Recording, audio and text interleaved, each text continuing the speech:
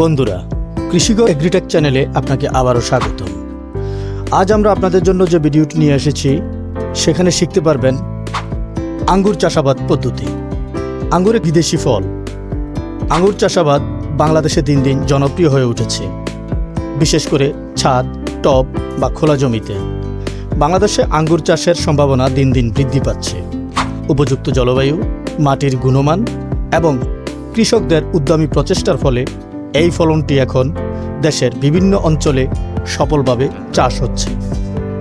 আঙ্গুর চাষে সফলতা পেতে নিয়মিত পরিচর্যা, সঠিক সার প্রয়োগ ও রোগ নিয়ন্ত্রণ অত্যন্ত গুরুত্বপূর্ণ। আজকের ভিডিওতে আঙ্গুর চাষের পদ্ধতি ও পরিচর্যা এবং আঙ্গুরের ফলন বৃদ্ধির জন্য গোপন টিপস নিয়ে কথা বলবো।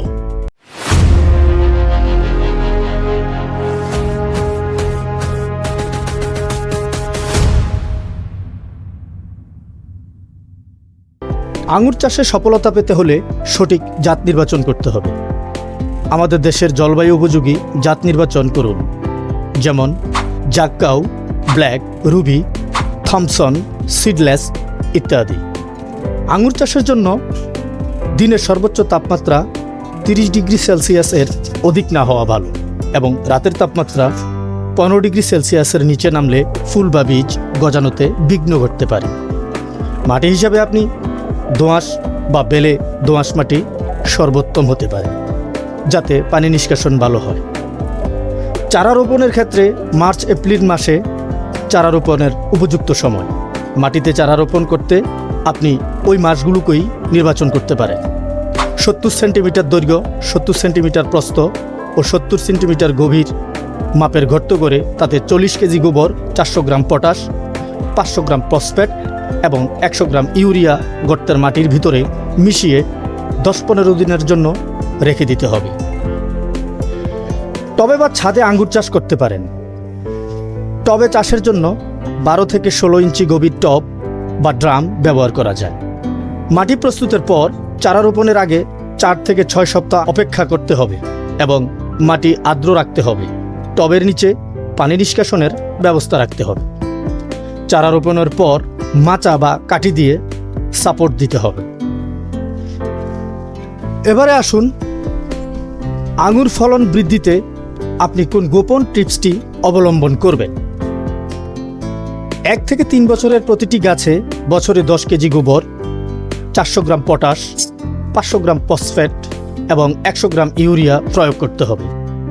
সঠিক সময়ে সঠিক মাত্রায় সার প্রয়োগ না করলে গাছের বৃদ্ধি ও ফলন ব্যাহত হবে। ফুল আসার সময় অতিরিক্ত পানি ও নাইট্রোজেন সার প্রয়োগ করবেন না, কারণ এটি ফুল ঝরার কারণ হতে পারে। পটাশ সার ব্যবহারে আঙ্গুর মিষ্টি হয় এবং রোগবালাইয়ে উপদ্রব কম হয়।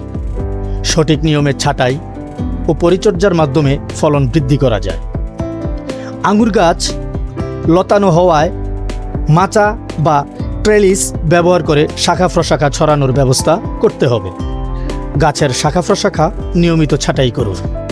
শীতকালে বা বসন্তের শুরুতে ছাঁটাই করা উচিত, কারণ নতুন ফল মূলত আগের বছরের ডাল থেকেই হয়। নিয়মিত ছাঁটাই না করলে গাছের শাখা প্রশাখা অপ্রয়োজনীয়ভাবে বেড়ে গিয়ে ফলন কমে যেতে পারে। গ্রীষ্মকালে নিয়মিত সেচ দিতে হবে, তবে অতিরিক্ত পানি জমিতে দেওয়া যাবে না। শুকনো মৌসুমে পর্যাপ্ত সেচ না পেলে গাছের বৃদ্ধি ও ফলন কমে যায়। বর্ষাকালে অতিরিক্ত পানি জমে গেলে শিকড় পচে যেতে পারে।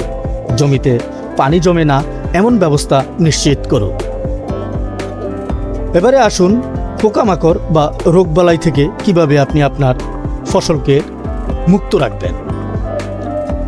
আঙ্গুরের বিভিন্ন ধরনের রোগ হতে পারে, তার মধ্যে ছত্রাকজনিত রোগ আমরা বেশি উপলব্ধি করতে পারি। এই ছত্রাকজনিত রোগের জন্য আপনি কি করতে পারেন? আঙ্গুর গাছ ছত্রাকজনিত রোগের প্রতি সংবেদনশীল। উচ্চ আর্দ্রতায় ছত্রাকজনিত রোগের প্রকোপ বাড়ে, যা গাছ ও ফলের ক্ষতি করে। ভালো বায়ু চলাচলের জন্য গাছের চারপাশ খোলা রাখতে হবে এবং প্রয়োজনে ছত্রাকনাশক স্প্রে ব্যবহার করতে হবে। বর্ষাকালে অতিরিক্ত বৃষ্টি ও আর্দ্রতা ছত্রাকজনিত রোগের যেমন ডাউনি মিলডিউ, পাউডার মিলডিউ প্রকোপ বাড়ায় এবং ফল ফেটে যাওয়ার ঝুঁকি তৈরি করে। পাউডার মিলডিউ রোগের লক্ষণে পাতা, কাণ্ড ও ফলের উপর সাদা পাউডারের মতো স্তর দেখা যায়। পাতার বিকৃতি ফলের ফাটল ও পরিপক্কতায় বাধার সৃষ্টি করে। এই রোগ থেকে প্রতিকার পাওয়ার জন্য সালফার জাতীয় ছত্রাক ও মাকড়সানাশক যেমন গেইভ্যাট, থিওভিট অথবা কুমুলাস পানিতে মিশিয়ে স্প্রে করে দিবেন। এছাড়া এটা মাইট নিয়ন্ত্রণে ভালো কাজ করবে। এছাড়াও আঙুরের ছত্রাকজনিত রোগ হল ডাডনি মিলডিউ। লক্ষণ আপনি কিভাবে বুঝবেন? পাতার উপর হলুদ দাগ এবং নিচের দিকে সাদা ছত্রাকের স্তর, ফল ও কাণ্ডে পচন ধরে যায়। অ্যানথ্রাকনোজ ছত্রাকের লক্ষণ আপনি কিভাবে বুঝবেন? পাতা ও কাণ্ডে গাঢ় বাদামি দাগ, ফলের গায়ে ক্ষত সৃষ্টি হয়। ব্ল্যাক রট জাতীয় ছত্রাক আপনি কিভাবে বুঝবেন? পাতা ও ফলে কালো দাগ, ফল শুকিয়ে যায় ও গাছের বিভিন্ন অংশে সংক্রমণ ছড়িয়ে পড়ে। ছত্রাক জাতীয় রোগের মধ্যে আরও একটি রোগ অন্যতম, রাইফরট, যার লক্ষণ আপনি বুঝতে পারবেন ফল পরিপক্ক হলে বাদামি দাগ, ফল নরম হয়ে যায় ও পচে যায়। যাই হোক, এই সকল ছত্রাক থেকে আপনি আপনার ফলনকে কিভাবে রক্ষা করবেন? এক্ষেত্রে আপনি আপনার ফসলের জন্য জৈব বালাইনাশক ব্যবহার করতে পারেন। এ জাতীয় ছত্রাক থেকে গাছকে রক্ষার জন্য ইস্পাহানি অ্যাগ্রো লিমিটেড এর বায়োডার্মা এবং বায়োক্লিন 5% SL সঠিক মাত্রায় পানিতে মিশিয়ে স্প্রে করবেন। আশা করি অনেক উপকার পাবেন।